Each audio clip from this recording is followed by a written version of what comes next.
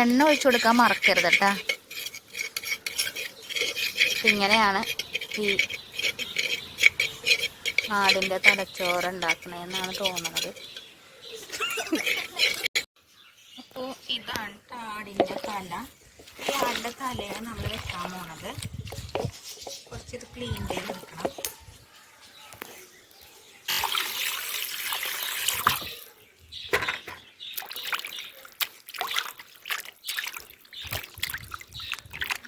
അപ്പോൾ ഇതേ ക്ലീനാക്കി എടുത്തിട്ടുണ്ട്. അത് നമുക്കിനി വേവിച്ചെടുക്കാം കേട്ടോ. അപ്പോൾ ഇതിൽ തലയുമുണ്ട് തലച്ചോറും ഉണ്ട്.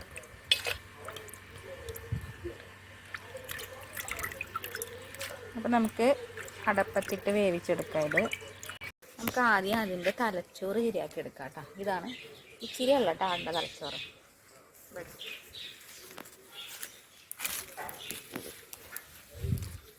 അവിടെ അപ്പം അങ്ങനെ സെറ്റാക്കി വെച്ചിട്ടുണ്ട്.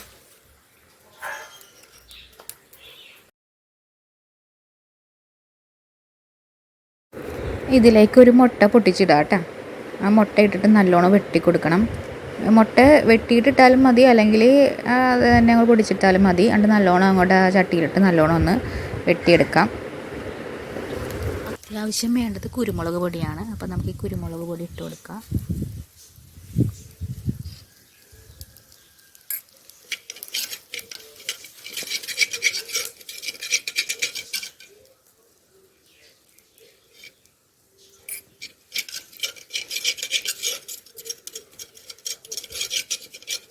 അപ്പോൾ ഇങ്ങനെ തോരൻ പോലെ ആയിട്ടുണ്ട്.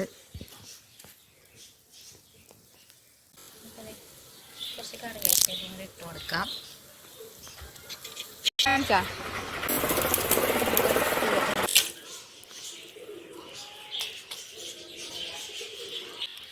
അപ്പോൾ അതിൻ്റെ തല മാത്രം എടുക്കണേ. തലച്ചോറ് നമ്മൾ തോരൻ വെച്ചില്ലേ, എന്നിട്ട് നമുക്ക് തല വെക്കാം.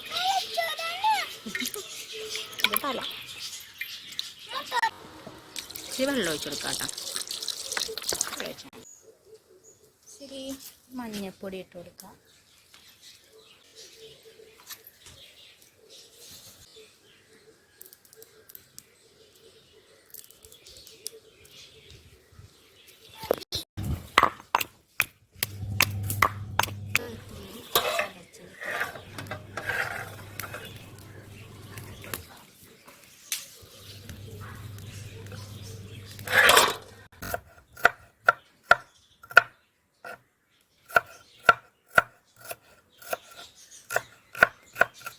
ഓൾമോസ്റ്റ് വെന്ത് കഴിഞ്ഞു. ഇനി നമുക്ക് ഇതൊന്ന് താളിച്ചെടുക്കണം കേട്ടോ. അപ്പോൾ അതിൻ്റെ ആ വെള്ളമൊക്കെ ഒന്ന് വറ്റിയിട്ട് വേണം അതിൻ്റെ നടുക്കിട്ട് താളിക്കാം.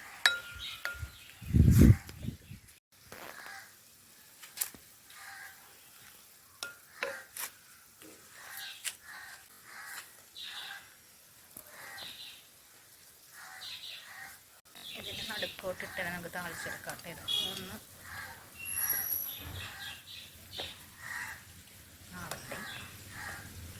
വേവിച്ചത്, മുളക് പൊടി 1 ടേബിൾ സ്പൂൺ മല്ലിപ്പൊടി, 1/2 ടേബിൾ സ്പൂൺ കറി മസാലപ്പൊടി ചേർത്ത് നല്ല ടേസ്റ്റ് കിട്ടുള്ളൂ.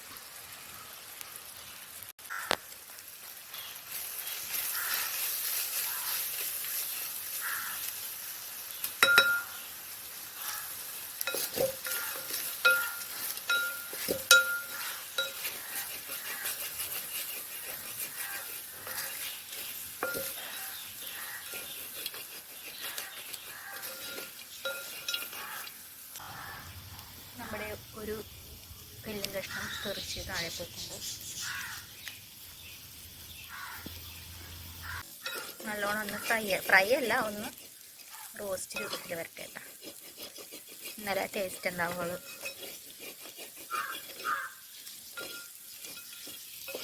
അപ്പം നമ്മുടെ ആടിൻ്റെ തല ഇവിടെ റെഡിയായി. വീട്ടിലപ്പോൾ ഇതെല്ലാം ട്രൈ ചെയ്ത് നോക്കുക, ഫീഡ്ബാക്ക് അറിയിക്കുക. വീഡിയോ ലൈക്ക് ചെയ്യാനും ഷെയർ ചെയ്യാനും മറക്കരുതേ.